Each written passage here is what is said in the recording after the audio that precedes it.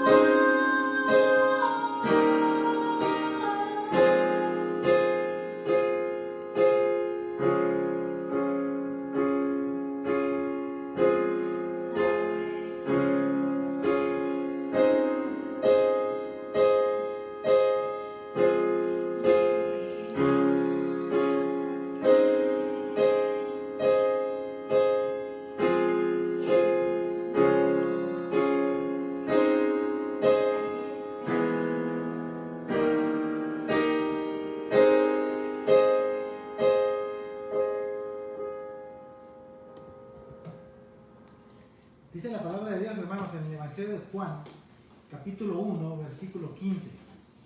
Juan dio testimonio de él y clamó diciendo: este es de quien yo decía, el que viene después de mí es antes de mí, porque era primero que yo. Porque de su plenitud tomamos todos, y gracia sobre gracia. Pues la ley por medio de Moisés fue dada, pero la gracia y la verdad vinieron por medio de Jesucristo. Vamos a entonar un hermoso himno que se llama Maravillosa Gracia, que nos habla acerca de este grande amor de Jesús, que vino a dar su vida por nosotros, por ti, por mí, como lo dice la palabra, para que todo aquel que crea en Jesús tenga vida eterna. Esa es la promesa que Dios nos ha dado, que Él envió a su Hijo, y que todo aquel que decida creer en el Hijo de Dios como su Salvador tenga el perdón de los pecados, tenga la vida eterna con Dios en los cielos. Dice entonces, pues la ley por medio de Moisés fue dada, pero la gracia y la verdad vinieron por medio de Jesucristo. Si estás ahí en casa, papás, hijos, les invito a que si pueden entonen este hermoso canto bien fuerte ahí con su familia, y si pueden entónenlo también a contravoz, hombres y mujeres.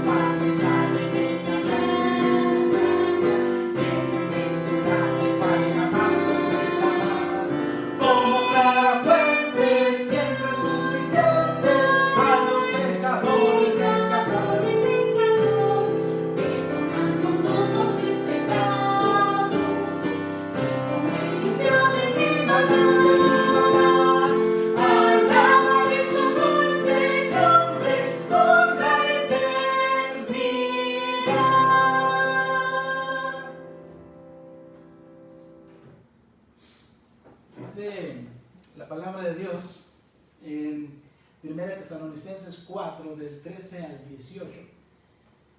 Cuando el Señor venga por nosotros, dice, cuando suene la final trompeta, dice, Él descenderá del cielo, Jesucristo mismo, dice Él, con voz de mando, con voz de mando, con voz de arcángel y con trompeta de Dios, descenderá del cielo. Y los muertos en Cristo resucitarán primero.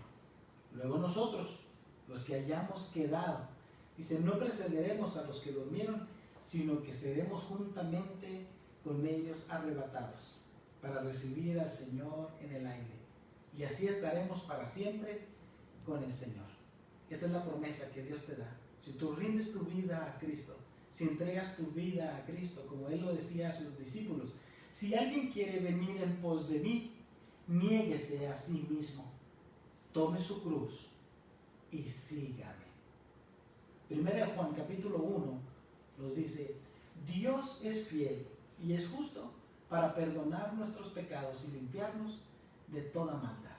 Cuando Jesús dice, niéguese a sí mismo, renuncie a lo que es y sígame a mí, entregando su vida a mí, se refiere a una entrega total a Cristo, renunciando a todo lo que somos. Como el apóstol Pablo lo decía, todo lo que yo era, lo tengo por basura. Lo dejé todo por servir a Cristo. Ganó más cosas al dejar todo lo que él era como judío, como aquel que había sido instruido a los pies de aquel gran maestro de la ley, Gamaliel, él que era de la tribu especial de entre los judíos, la tribu de Benjamín. Dice, todo eso yo lo dejé por ganar a Cristo. ¿Qué dejas tú por Cristo? Él nos dice entonces, todo aquel que rinde su vida a Cristo tiene vida eterna con Él en los cielos. Y que a su debido tiempo, cuando Él nos llame, estaremos para siempre con Él. Nuestro nombre ha sido escrito en el libro de la vida. Les invito a que entonemos este hermoso canto que se llama Cuando la trompeta suene en aquel día final.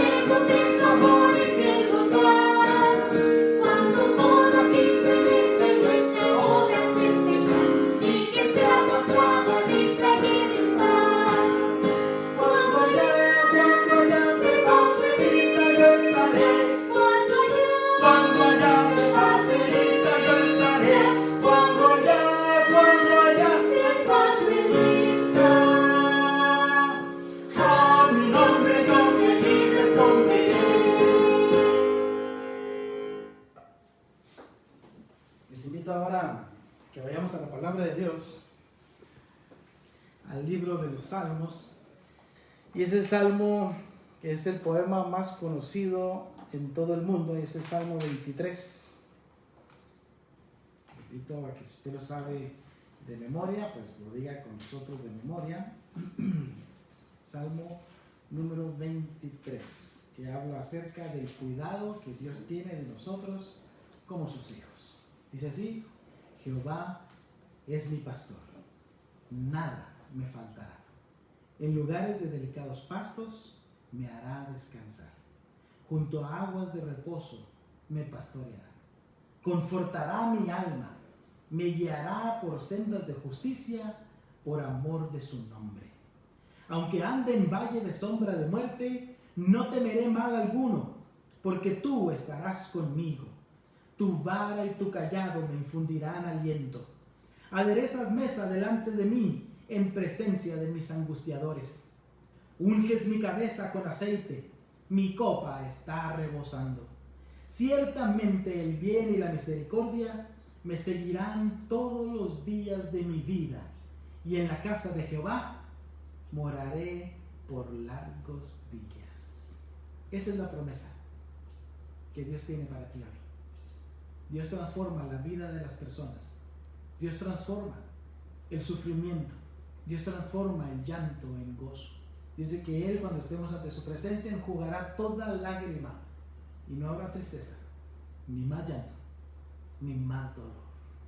Lo que éramos antes, como lo dice el salmista, puestos en un lugar perdido, hundidos en el lodo cenagoso, sin paz, sin Dios en nuestro corazón, Él nos transforma y nos da un nombre nuevo y se nos escribe en el libro de la vida. Nos hace sacerdotes con Él, intercesores por otros, pueblo santo, escogido para Él, para anunciar de su palabra, de su amor, de su misericordia.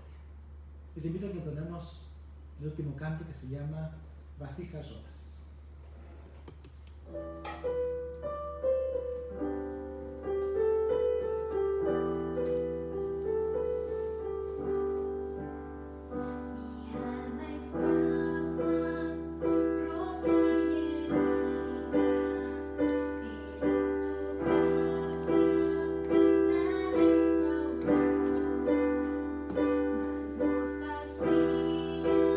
Que tú llenaste, soy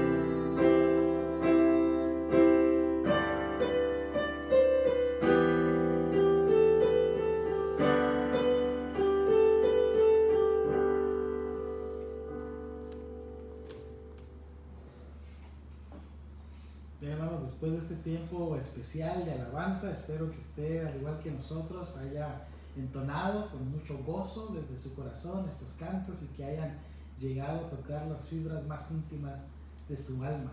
El libro de los Salmos dice: la alabanza tiene poder, Jehová habita entre las alabanzas de su pueblo.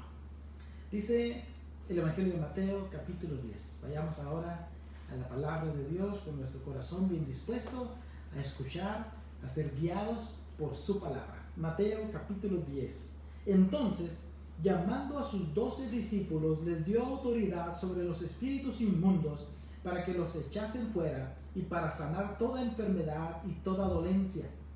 Los nombres de los 12 apóstoles son estos: primero Simón, llamado Pedro, y Andrés su hermano, Jacobo, hijo de Zebedeo, y Juan su hermano, Felipe, Bartolomé, Tomás, Mateo el publicano, Jacobo, hijo de Alfeo, Lebeo, por sobrenombre Tadeo, Simón el cananista, y Judas Iscariote, el que también le entregó. Oremos. Dios Todopoderoso, hoy estamos ante ti, Señor, pidiendo de tu dirección, pidiendo de tu sabiduría, Señor. Queremos que tu Santo Espíritu, Señor, nos guíe a toda verdad. Te ruego por mí, Señor, para que pueda hablar tu palabra con valor. Que me llene, Señor, de tu Santo Espíritu. Y que seamos todos, Señor, edificados con tu palabra. Que no sea yo quien hable, Señor, sino tu Espíritu hablándonos a nuestros corazones. Que tu Espíritu Santo, Señor, nos muestre tu voluntad. Y que seamos, Señor, compungidos en nuestros corazones. Que seamos confrontados a la luz de tu palabra, Señor. Te ruego por aquellos que están débiles en la fe, para que sean afirmados en ti. Y por los que están fuertes, Señor, para que puedan soportar las flaquezas de los débiles. Por estos mismos fuertes, para que no decaigan, para que su ánimo no decaiga hasta desmayar. Te ruego, Señor, por todos los hermanos en la iglesia bíblica del Shaddai. Llénanos de tu gracia, Señor, de tu amor, de tu misericordia, Señor. Y tu Espíritu Santo, Señor, nos guíe siempre. Nos ponemos en tus manos en el nombre que es sobre todo nombre, el nombre de Jesús, nuestro Salvador. Amén. Recuerden, hermanos, que estamos viendo la vida de los discípulos a la luz de la palabra de Dios. Cómo ellos fueron impactados por el Señor Jesucristo y cómo ellos, a través de la palabra de Dios, nos enseñan a nosotros a guardar su palabra, a obedecer su palabra, a hacer su voluntad. Hemos visto ya 3 discípulos. Hemos visto a Natanael, hemos visto a Felipe, hemos visto a Andrés. Recordemos algunos puntos esenciales de ellos. Cuando vimos a Natanael y esa pregunta que él se hacía y acerca de lo que Jesús declaró acerca de él, cuando le dijo: bueno, cuando estabas allá debajo de la higuera yo te vi. Y entonces este hombre, Natanael, se hizo discípulo de Jesús y dijo: este es un verdadero israelita en quien no hay engaño. Este hombre, Natanael, quien decía y se jactaba, dice: de Nazaret ha de salir algo de bueno. Él, siendo de Caná de Galilea, se jactaba porque Nazaret era una aldea pequeña, digamos, insignificante ante toda la provincia allí de Galilea. Él estaba muy orgulloso de pertenecer a Caná de Galilea y menospreciaba a los de esta ciudad pequeña. Es entonces que Jesús, confrontándolo y sabiendo lo que había en su corazón, dice de él: este hombre, Natanael, es un verdadero israelita en quien no hay engaño. Es entonces que la palabra de Dios nos lleva a tomar este ejemplo, que seamos cristianos verdaderos en quien no hay engaño, fidelidad a nuestro Dios. Y vimos también a Felipe, el apóstol Felipe, quien era de Betsaida, que era la misma aldea de Simón, que es Pedro, y de Andrés, su hermano. Y que Felipe era quien había llevado a Natanael a Cristo. Eran muy conocidos y buscaban ellos la verdad, buscaban al Mesías, buscaban al que estaba escrito en las profecías. Por lo que Felipe le dijo: vente, hemos encontrado a aquel a quien estábamos buscando, de quien está escrito en su palabra. Felipe compartió de Cristo a su amigo Natanael y lo trajo ante Cristo. Felipe fue probado por Jesús cuando estaban en la alimentación de los 5,000. Recordemos, Jesús le pregunta para probarlo: ¿con qué vamos a alimentar a toda esta gente? Y rápidamente hizo sus cálculos matemáticos y dijo: pues 100 denarios no bastarán para darles un pedacito de pan y que coman estos.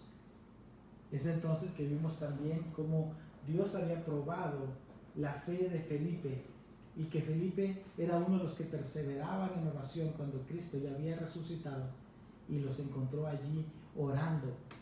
Dice entonces también la palabra de Dios acerca de otro discípulo llamado Andrés, que también era conocido de Felipe, y eran de ahí, de la misma aldea de Betsaida. Andrés, recuerde que hablamos de él acerca de un proceso especial que Dios tiene con nosotros como sus hijos, como lo tuvo también con Andrés. Él era un discípulo de Juan el Bautista, Andrés. Andrés vino y moró un día entero en la casa donde moraba Jesús y se hizo discípulo, seguidor de Jesús. Dejó el seguir a Juan el Bautista porque Juan les dijo: miren, él es de quien yo les estoy predicando. Y Andrés le pregunta a Jesús: ¿dónde moras? ¿Y qué le dice Jesús? Ven y ve. Y la palabra de Dios nos dice: él moró con él durante un día, vio dónde estaba él, qué hacía, y entonces fue un discípulo de Jesús. Andrés entonces había traído también a su hermano Pedro a Cristo, y también él estaba dispuesto a ayudar. Era uno de los discípulos trabajadores. Los discípulos que hemos visto hasta hoy, Natanael, Felipe y Andrés, son trabajadores silenciosos. Vamos a ver otros discípulos que era el círculo íntimo de Jesús. Bueno, Andrés era uno de esos trabajadores silenciosos. Andrés fue también puesto a prueba, y la vida de Andrés es un ejemplo del proceso de madurez del cristiano. Cuando la palabra de Dios nos dice allí, en su palabra, en Santiago 2, nos dice: cuando Él nos perfeccione, afirme, fortalezca y establezca. El proceso que el cristiano debe vivir cada día. Y que también nos ilustra en Mateo 16, cuando Jesús nos dice: si alguien quiere venir en pos de mí, tome su cruz. Dice: niéguese a sí mismo, tome su cruz y sígame. Este proceso es el proceso que nos lleva al perfeccionamiento, a la madurez eficaz. Eso es lo que Dios quiere lograr en nosotros. Jesús estuvo con sus discípulos durante 3 años y los llevó a la madurez, los probó, Él los confrontó y los llevó a madurar, los llevó a ser como Él, a seguir sus pisadas. Y eso es lo que Dios quiere hacer en tu vida, que tú logres este proceso de madurez eficaz para llevar su palabra. Cristo los preparó para llevar ese mensaje de salvación, de esperanza a todo el mundo. Hoy vamos a ver otro discípulo, que es Tomás, también llamado Dídimo. Vamos entonces a la palabra de Dios, a el Evangelio de Juan y capítulo número 11. Tomás, capítulo número 11 del Evangelio de Juan. Tomás es el nombre arameo de este discípulo, y Dídimo es el nombre griego. En ambos idiomas quiere decir gemelo o mellizo. La palabra de Dios no dice nada acerca del gemelo de Tomás, pero así le decían, y su nombre quiere decir así, gemelo. Vayamos al Evangelio de Juan, capítulo número 11 y versículo número 16. Juan, capítulo 11, versículo 16. Por favor, si no tiene pluma y hoja, por favor vaya corriendo y apunte, ¿sí? Es importante tomar nota porque luego se nos olvidan las cosas. Entonces, si usted tiene nota ahí, por favor, haga sus apuntes y después vaya a ellos, piense en ellos, medite en ellos a la luz de la palabra de Dios. Evangelio de Juan, capítulo 11, versículo 16. Dijo entonces Tomás, llamado Dídimo, a sus condiscípulos: vamos también nosotros para que muramos con él. Esta porción del Evangelio de Juan nos está hablando de la muerte de Lázaro. Cuando Lázaro enfermó, dice, le llegó a Jesús esta noticia de que su amigo Lázaro estaba enfermo. Jesús tardó un poco más de tiempo en ir hasta donde estaba Lázaro. Pero luego le dice a los discípulos, ¿saben qué? Lázaro ha muerto. Ellos no comprendieron las primeras palabras porque Jesús les dijo, Lázaro está dormido. Y ellos dijeron de primera instancia, pues bueno, si estaba enfermo y está dormido, pues qué bien, porque el dormir fortalece el cuerpo, entonces quiere decir que se va a recuperar. Pero entonces Jesús, al ver que ellos no comprendieron, les dice directamente, no, lo que les quiere decir es que no está dormido, sino que ya se murió, ya no está aquí. Y entonces Jesús había sido perseguido a la luz de la palabra de Dios, y lo vemos en los evangelios, que los sacerdotes querían prenderlo, querían arrestarlo, llevarlo a juicio. Y entonces él, siendo perseguido, dice, bueno, vamos a ir entonces hasta Betania para ir a ver a Lázaro. Entonces, como sus discípulos sabían que Jesús era perseguido, sabían que probablemente allí en Betania le estuvieran esperando para arrestarlo, para prenderle.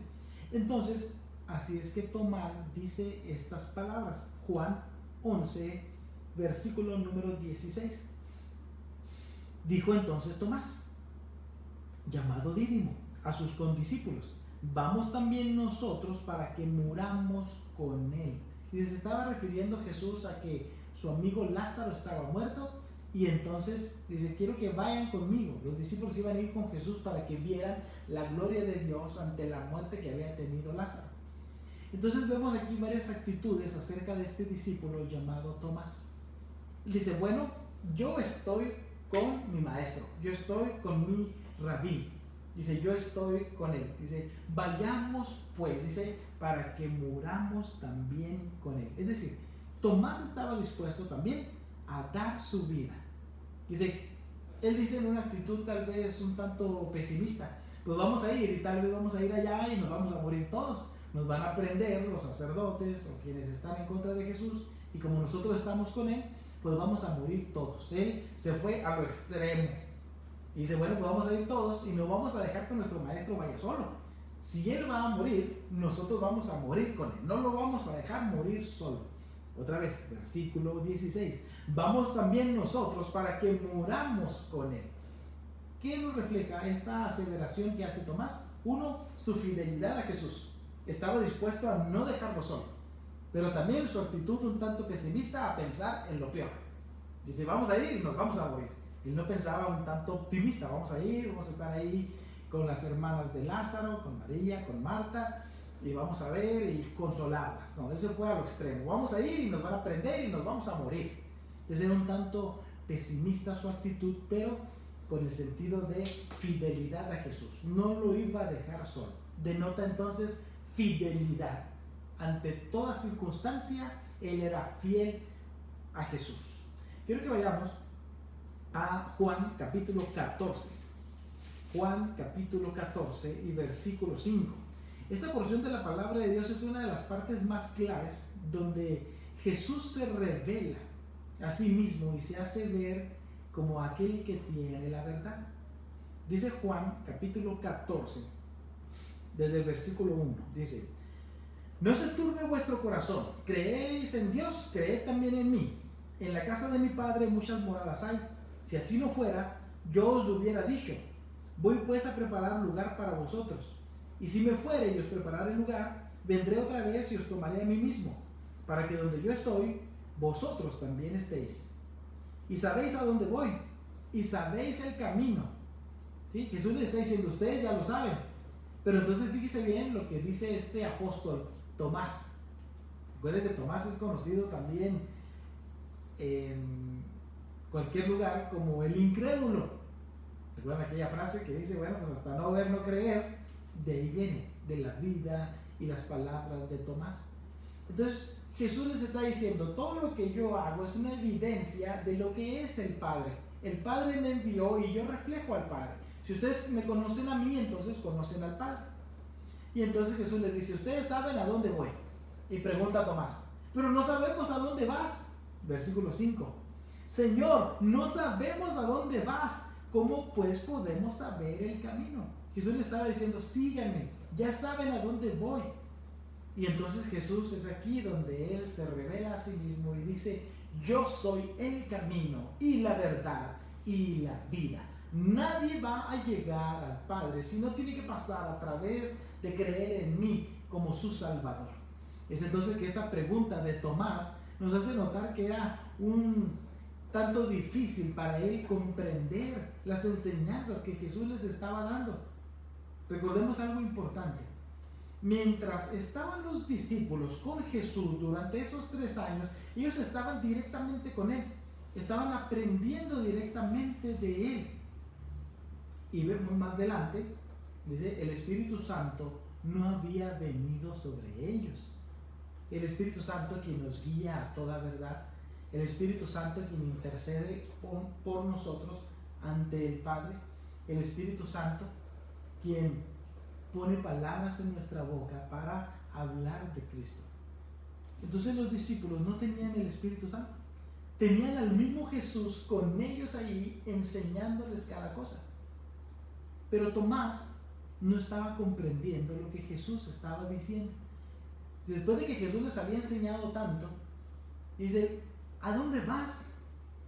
¿Y qué camino vas a tomar? Por eso pregunta, Señor, no sabemos a dónde vas, ¿cómo pues podemos saber el camino? Dice el verso 7, si me conocieseis, también a mi Padre conoceríais, y desde ahora le conocéis y le habéis visto. Y fíjese lo que dice el apóstol Felipe, que fue el que vimos el domingo pasado. Felipe le dijo, Señor, muéstranos el Padre y nos basta. Y le dice Jesús, ¿tanto tiempo hace que estoy con vosotros y no me has conocido, Felipe? El que me ha visto a mí, ha visto al Padre. ¿Cómo pues dices tú, muéstranos el Padre? ¿Qué denota esto? Tanto este discípulo Tomás como Felipe no comprendían del todo las palabras de Jesús. Es por eso que Jesús tiene que hablarles directamente para que ellos comprendan. Y les dice abiertamente, yo soy el camino. Nadie va a llegar hasta el Padre si no pasa por este camino que soy yo. Yo soy el camino y la verdad y la vida, dice entonces Jesús. Quiero que vayamos ahora al Evangelio de Juan, capítulo número 20. Juan, capítulo 20. Jesús para este capítulo ya había muerto en la cruz y estaban entonces los discípulos reunidos. Juan, capítulo número 20 y versículo 25. Juan, capítulo 20, voy a leer desde el 24. Pero Tomás, uno de los 12, llamado Dídimo, no estaba con ellos cuando Jesús vino. Recordemos algo importante.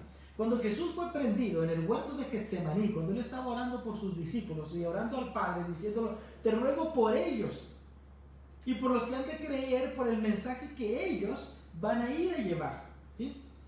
Jesús preparó a los discípulos, Jesús enseñó a los discípulos, Jesús perfeccionó a los discípulos. ¿Sí? Llegaron a una madurez eficaz. Dice, y está orando en el huerto de Getsemaní, te ruego por ellos, que han sido probados por mí, que han sido confrontados por mí, que han sido enseñados y que han madurado. Y dar mi mensaje. Y por los que van a creer a través de la vida de ellos. Cuando Jesús estaba llorando, fue prendido por los sacerdotes y la multitud y los soldados romanos. Y entonces los discípulos tuvieron miedo y huyeron. Juan siguió de cerca y llegó hasta donde estaban allá en el Sanedrín. Y Pedro lo seguía a escondidillas. Los demás tuvieron miedo y se escondieron. Entre ellos, Tomás. Luego estaban escondidos. Después de que Cristo murió en la cruz, estaban escondidos porque tenían miedo de que les pasase a ellos lo mismo si los llevaran a la muerte. Y estaban todos reunidos allí, excepto uno, Tomás. Juan capítulo 20, versículo 24. Pero Tomás, también llamado Dídimo, no estaba con ellos cuando Jesús vino. Le dijeron pues los otros discípulos, al Señor hemos visto. ¿Qué quiere decir esto? Los discípulos estaban aterrorizados porque tenían miedo de ser llevados a la muerte y estaban todos reunidos y Jesús se había aparecido a ellos, pero no estaba allí Tomás.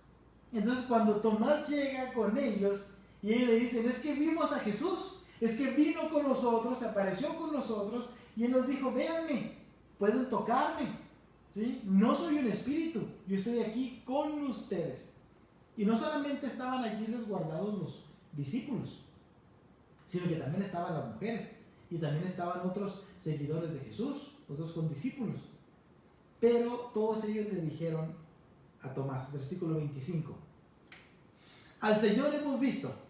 Él les dijo, si no viere en sus manos la señal de los clavos, y metiere mi dedo en el lugar de los clavos, y metiere mi mano en su costado, no creeré. Eso dice Tomás. ¿Qué es lo que está pasando entonces con Tomás? Dice, ya vimos entonces, Tomás se caracterizó porque era fiel a Jesús, porque estaba dispuesto a morir por Jesús, morir con Él y no dejar a Jesús morir solo. Batallaba para comprender las palabras de Jesús, por eso él tuvo que preguntar. Y Jesús le dijo abiertamente, nadie va a entrar ante la presencia del Padre si no pasa a través de creer en mí como su Salvador. Pero ahora, después del temor que había abrumado a los discípulos, él no estaba allí cuando Jesús aparece. Y en su incredulidad tiene una actitud insolente y dice, bueno, pues es que yo no creo lo que ustedes me están diciendo. No creo que Jesús haya venido, que Jesús haya resucitado, que Jesús se les haya aparecido. Yo voy a creer, dice Tomás, hasta que no lo vea con mis propios ojos. Dice, hasta que no meta mis manos en el costado, no creeré. Hasta que no meta mis dedos en los orificios que hicieron los clavos allí en sus manos, yo no voy a creer. Eso es lo que está diciéndoles Tomás. Dice, 8 días después estaban otra vez sus discípulos dentro y con ellos Tomás. Dice entonces la palabra de Dios algo muy importante. Algo estaba pasando en la vida de Tomás. Había mucha incredulidad, había mucha duda en la vida de Tomás. ¿Por qué tenía dudas? Dice, él se sentía desilusionado. Él no estaba cuando Jesús fue ante los demás discípulos. Tenía una desilusión tremenda en su vida. Esa era la base de su incredulidad, de su falta de fe. Quiero que para esto vayamos al libro de los Salmos, el capítulo número 73. Salmo 73, 12. Incredulidad en la vida de Tomás.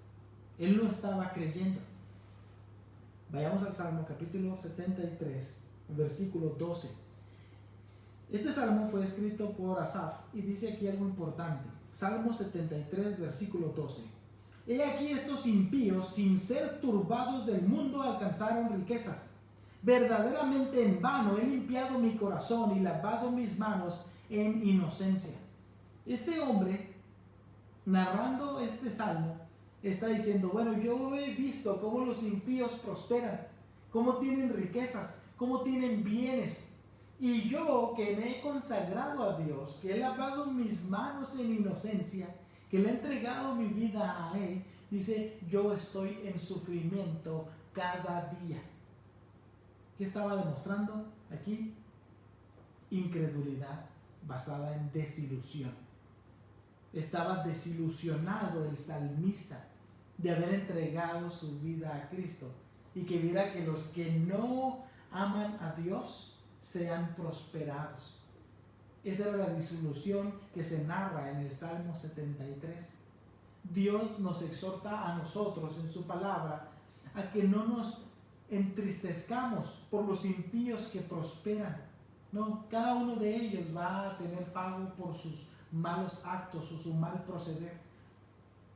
Dice entonces la palabra de Dios que nosotros no debemos basar nuestra vida espiritual en lo que pasa a las personas que no creen en Cristo, sino que la incredulidad que estaba alrededor del salmista y la incredulidad que había en Tomás estaban basadas en la desilusión de lo que estaba ocurriendo. Y muchas veces eso es lo que ocurre en la vida del cristiano. Estamos desilusionados. ¿Sabe por qué? Porque creamos falsas expectativas y decimos, es que Dios me ha fallado, es que Dios me prometió esto y no me lo cumplió. Creemos nosotros que Dios es como un genio de la lámpara que está dispuesto a cumplir todos nuestros caprichos y hacer lo que nosotros queramos. Mejor pregúntate algo importante. A la luz de la palabra de Dios, ¿Dios te ha prometido algo que no te lo haya cumplido? Dios quiere que nosotros vivamos nuestra vida a la luz de su palabra. Que no nos formemos nosotros expectativas sobre lo que el Señor, nuestro Dios, debe hacer y no hace, porque eso nos va a llevar a la desilusión. Tenemos nosotros que vivir nuestra vida en base a lo que Dios promete que Él va a hacer, lo que sí dice en su palabra que Él está dispuesto a hacer. Por ejemplo, nosotros como cristianos debemos saber, como su palabra lo enseña, que Él nos ha llamado a sufrir por Cristo, que vamos a padecer por Cristo. Él mismo lo dice: ¿quieres venir en pos de mí? Niégate a ti mismo, deja todo, como le dijo Jesús a aquel joven rico.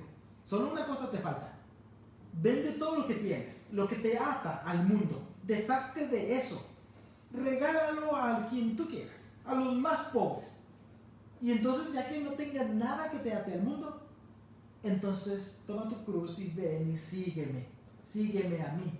Desilusionado, el joven rico se dio media vuelta y se fue, porque su corazón estaba en sus riquezas. Entonces, cuando Jesús te dice que lo sigas, que te niegues a lo que eres, que renuncies a lo que tienes y lo sigas, dice, es un llamado a dejarlo todo, a no esperar nada. Cuando Jesús le estaba diciendo a los discípulos de Juan el Bautista, a los sacerdotes que le preguntaran, bueno, ¿y luego dónde vives? Dice, no, el Hijo del Hombre no tiene un hogar, no tiene una cama en la cual pueda reposar, ¿no? Jesús no tenía nada y llamó a sus discípulos a que lo siguieran, y ellos lo siguieron.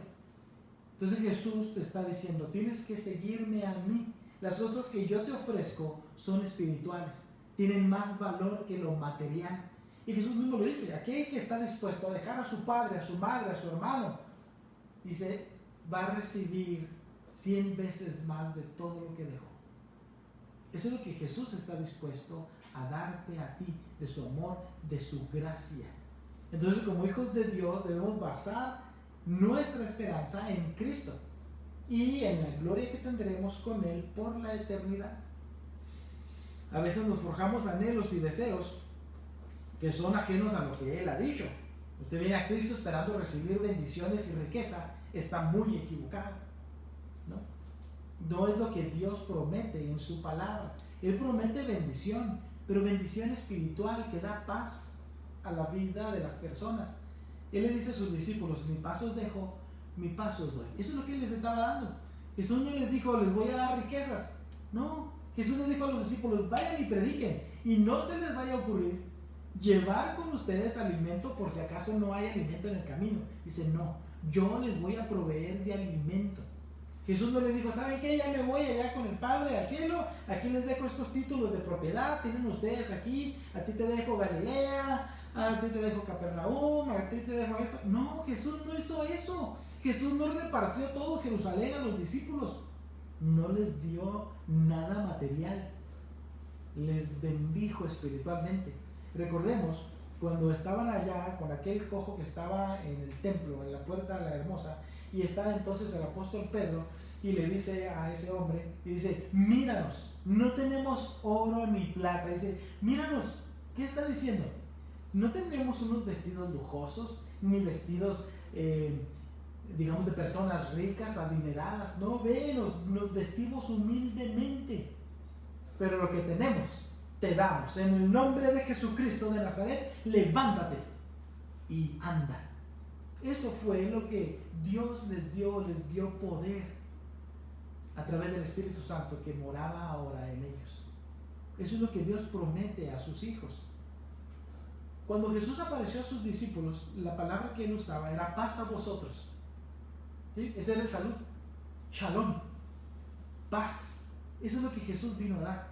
Paz a la vida del hombre atribulado. Y Él vino a los que estaban desvalidos, a los que estaban presos, para darles vida. Eso es lo que Jesús nos da a nosotros. Entonces, no se trata entonces de nuestros deseos, sino que se trata de su perfecta voluntad. Dios nos lleva a una madurez eficaz para que nosotros hablemos de Cristo. Ahora regresemos, no quiero ir al Salmo 73, vamos a regresar al Evangelio de Juan, capítulo 20, y veamos lo que hace Tomás. Fíjese bien. Capítulo número 20 de Juan, versículo número 25. Si no viene en sus manos la señal de los clavos, si metiere mi dedo en el lugar de los clavos, si metiere mi mano en su costado, no creeré. ¿Qué está haciendo Tomás? Está menospreciando ¿qué? La palabra de Dios. Eso es lo que está haciendo Tomás. ¿Qué era lo que hacía Jesús? Siempre los llevaba a la palabra. Cuando Jesús estaba en el desierto, antes de iniciar su ministerio, 40 días estuvo en el desierto y él fue tentado por Satanás. ¿Cómo luchó Jesús con Satanás? Con su palabra. Jesús llevaba a los discípulos a la palabra, a la luz de la palabra de Dios. Siempre cumplió las profecías, siempre les enseñó de lo que estaba escrito. Entonces, ¿qué hace Tomás? Jesús recibió el conocimiento. Jesús dijo: yo voy a destruir este templo y lo voy a levantar en 3 días. ¿Pero qué pasó? No lo comprendían, ¿sí? Entonces, él estaba rechazando las profecías, estaba rechazando las escrituras, las profecías de que se habían hablado del Mesías, de que el Mesías iba a morir y que el Mesías iba a resucitar y que el Mesías se iba a aparecer a sus discípulos. Entonces rechaza la palabra escrita, la profecía, menospreció la palabra. Ahora menospreció lo que estaban diciendo los discípulos. Dice: hemos visto y tú no estabas. Por eso él estaba desilusionado, triste, con cierto celo o envidia. ¿Por qué no me tocó a mí? ¿Por qué no estaba yo aquí? ¿Por qué no lo vi con mis propios ojos? Y no solamente los discípulos, las mujeres que estaban ahí también, y los condiscípulos también. Todos ellos le decían, y él cerrado. Dice: hasta que no lo vea con mis propios ojos, hasta no ver, no creer, no voy a creer. Él entonces estaba diciendo: no es suficiente ni la palabra, menospreciando las escrituras, menospreciando la profecía. No es suficiente lo que ustedes me están diciendo. Yo quiero ver algo esplendoroso, quiero ver algo majestuoso. Es como mucha gente no se rinde a los pies de Cristo porque quiere ver algo maravilloso, algo milagroso, y no vienen a los pies de Cristo. Ahora, muchos incrédulos como Tomás. Pero entonces, Dios en su gracia y en su misericordia viene nuevamente, dice, 8 días después se aparece ahí con ellos otra vez. El primer día de la semana, el domingo, Él se aparece nuevamente ante los discípulos. Versículo número 26. 8 días después estaban otra vez sus discípulos dentro y con ellos Tomás. Llegó Jesús, estando las puertas cerradas, y se puso en medio y les dijo: paz a vosotros. ¿Qué es lo que da Dios a las personas? Paz en su corazón. Dios ha traído paz entre el hombre y Él. Había enemistad por causa del pecado. ¿Y qué vino a darte? Paz. Jesús se aparece con ellos en ese lugar donde estaban encerrados, a puertas cerradas, y milagrosamente se aparece adentro. Y de repente, ahí lo ven, y viene con Tomás. ¿Y qué cree que debió haber hecho Jesús? Bueno, lo que la palabra de Dios nos dice: mostró amor, compasión y misericordia. Si hubiese estado ahí, tal vez le hubiera dado, como he dicho otras veces, un zape a Tomás, por incrédulo. ¿Por qué? ¿Por qué estaba dudando de todo lo que Jesús le había enseñado? ¿No le había enseñado tantas cosas? ¿No le había dicho: Señor, muéstranos a dónde vas y te vamos a seguir? Yo soy el camino, Tomás. Yo soy la verdad, yo soy la vida. Tienes que creer en mí, creer en mis palabras. E incrédulamente dices que no voy a creer hasta no ver algo maravilloso, algo milagroso, hasta que yo no vea al Cristo resucitado y meta mis dedos ahí donde estuvieron los clavos y meta mi costado donde fue atravesado con la lanza. No voy a creer. Jesús, lleno de gracia, lleno de verdad, lleno de misericordia, viene con Tomás. Y entonces, versículo 27, donde le dice a los discípulos, a todos ellos, lo que Jesús ha venido a darles: paz. Dice: estaban atribulados, temerosos, y Él viene a darles consuelo. Dice: yo les doy paz. Shalom. Versículo 27. Luego dijo a Tomás: Tomás, tú que querías verme, aquí estoy. Ahora pon aquí tu dedo, Tomás, y mira mis manos. Dice, versículo 27, y acerca tu mano y métela en mi costado, y no seas incrédulo, sino creyente. No seas incrédulo, sino creyente. Jesús muestra su amor y su compasión por este discípulo que había sido insolente, que había tenido dudas, que estaba desilusionado, que tenía cierto celo porque los demás discípulos sí y él no. Y Jesús, lleno de gracia, le cubre de amor y le dice: ven y ve, prueba, toca. Y entonces él da una de las confesiones de fe más tremendas en la palabra de Dios descritas, y responde Tomás: Señor mío y Dios mío.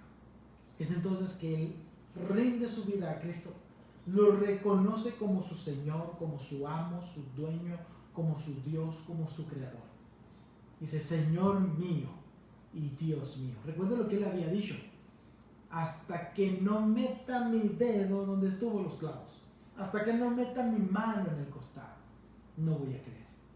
Y entonces Jesús le responde: porque me has visto, Tomás, creíste.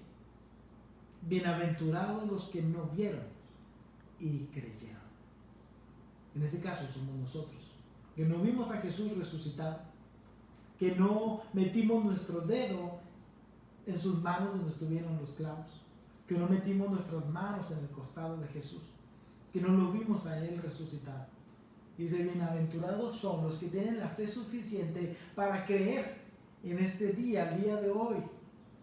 Dice: lo que Jesús hizo en la cruz por ti y por mí. La incredulidad de Tomás se convirtió entonces, por el amor que Jesús mostró en él, en una fe genuina. Y declara Tomás: Señor mío y Dios mío. Quiero que regresemos al Salmo número 73. Salmo 73, versículo número 22. Salmo 73, versículo 22. Recuerde que Asaf escribe este salmo desilusionado por lo que los incrédulos son prosperados. Versículo 22. Y describe: tan torpe era yo que no entendía. Era como una bestia delante de ti. Con todo, yo siempre estuve contigo. Me tomaste de la mano derecha. Me has guiado según tu consejo, y después me recibirás en gloria. ¿A quién tengo yo en los cielos sino a ti? Y fuera de ti nada deseo en la tierra. Mi carne y mi corazón desfallecen, mas la roca de mi corazón y mi porción es Dios para siempre. El salmista ahora está reconociendo, dice: fui un torpe, fui un necio al decir y al dudar y al tener desilusión y al tener incredulidad en mi vida. Dice: he sido un torpe, como lo fue Tomás, quien había dicho esas palabras tan tremendas de incredulidad y de insolencia, confrontado por el mismo Jesús. Rinde a sus pies su vida y dice: Señor mío y Dios mío. Ahora nosotros, dice, siendo probados por el Señor, dice, Él nos llama a nosotros a que no nos entristezcamos, a que no nos desilusionemos. Cristo, ¿qué es lo que Él te ha prometido? Él te prometió paz y Él te da su paz. Y muchos cristianos vivimos con incertidumbre en nuestras vidas. Nos desesperamos, nos angustiamos y tenemos falta de fe. Y a veces somos como algunos de los discípulos que dudamos de su poder y de su gracia. No seamos más así. Cristo quiere en nuestras vidas mostrar su gracia. Entonces es que mi corazón está atribulado, mi corazón está triste, mi corazón está cansado. Él ha venido para que tú tengas descanso en Él. ¿Tú crees que puedes solucionar tus problemas por ti mismo? pero no vas a poder. Tienes que depositar eso en Cristo y entonces vas a poder descansar. ¿Tú crees que vas a poder transformar la vida de tus seres queridos para que vengan a Cristo? Y tú dices, es que la palabra dice que si yo creo en Cristo, toda mi casa va a ser salva. Tú no vas a transformar la vida ni el corazón de ellos. Te toca orar y confiar y decirle, Señor, tú eres mi Dios, tú eres soberano, tú haz con mi vida lo que bien te plazca, con la vida de los seres que amo, los pongo en tus manos. Ahora nos afligimos por las necesidades que tenemos, lo que aqueja en nuestra vida, lo que deseamos y no tenemos, lo que quisiéramos tener y no tenemos, y nos afligimos y nos entristecemos. Yo te invito a que no te pongas triste, sino que confíes en el poder de Dios y que sepas que lo que viene a tu vida es porque Dios te está probando, porque Dios te está llevando a una madurez eficaz. Es necesario que padezcamos por un poco de tiempo, ¿sí? Nuestra fe es probada, claro que sí. Es necesario padecer por Cristo. Hemos sido llamados a padecer por Cristo. Y entonces Él te dice aquí en su palabra, mi paz os dejo, mi paz os doy. No se turbe vuestro corazón, no estés angustiado ni atribulado. Solo pon tus pesares, tus necesidades en sus manos y Él va a resolver. Eso es lo que hace Cristo en tu vida.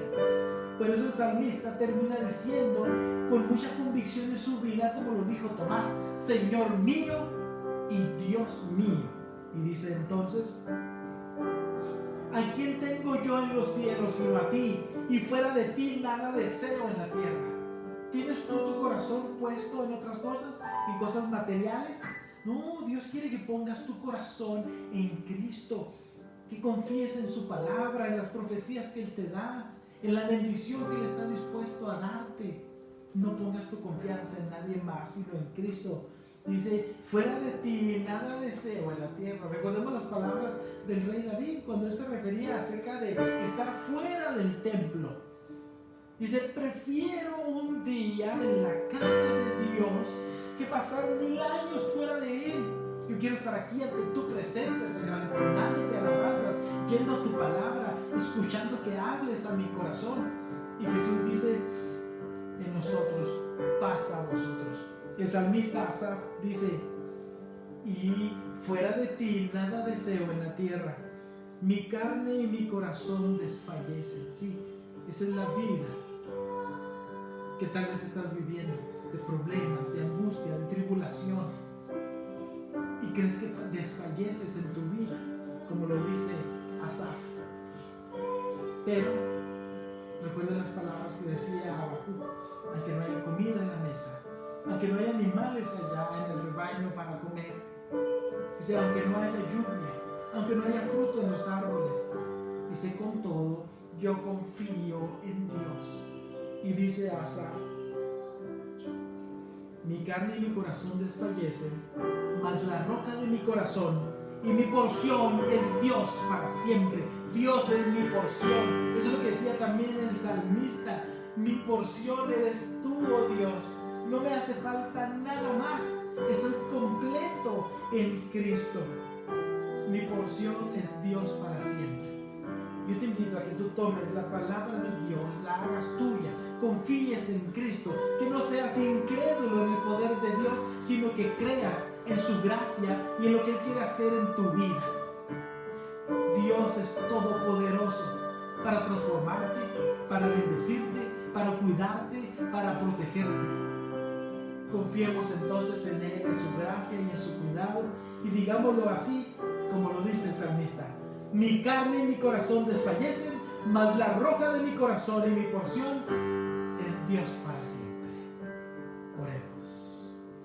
Dios Todopoderoso, hoy estamos delante de ti, Señor, reconociéndote como nuestro Creador, como nuestro Salvador, quien enviaste a Jesús a morir por nosotros en la cruz y resucitó al tercer día para darnos vida eterna.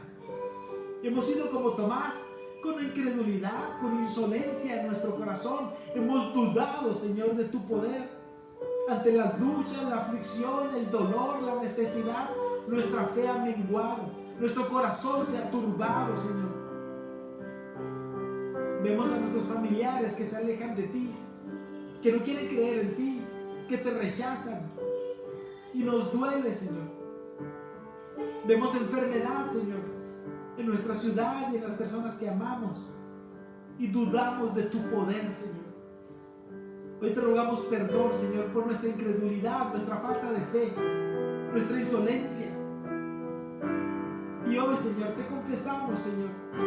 Queremos decirte, Señor, que te amamos, que tú eres la porción de nuestra herencia, que estamos completos en ti, Señor. Gracias por las luchas y pruebas que han venido a nuestras vidas. Gracias porque nos llevas a la madurez eficaz. Hoy te alabamos, te exaltamos en el nombre, Señor, que es sobre todo nombre. El nombre de Jesús, nuestro Salvador. Amén. Que la gracia de Dios, hermanos, su misericordia los cubran en todo momento. Dios les bendiga. No seamos incrédulos, sino creyentes en su poder.